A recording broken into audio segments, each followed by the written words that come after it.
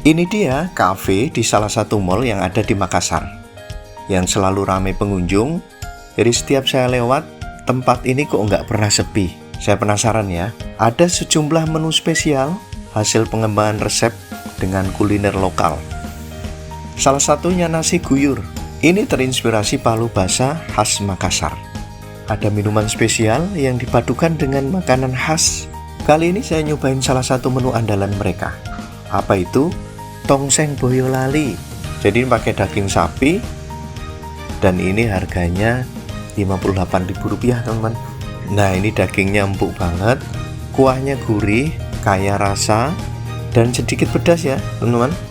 Setiap suapan terasa nikmat, pas banget buat kamu pecinta masakan tradisional Indonesia. Yang bikin praktis lagi, di sini pembayarannya cashless loh. Jadi mau pakai e-wallet, kartu debit, atau aplikasi pembayaran digital, semuanya bisa. Menurut saya, apa yang bikin cafe ini ramai? Kayaknya sih suasananya yang nyaman, kemudian makanannya otentik, dan juga harganya. Gimana harganya? Jadi ini cocok banget buat nongkrong kamu bareng keluarga.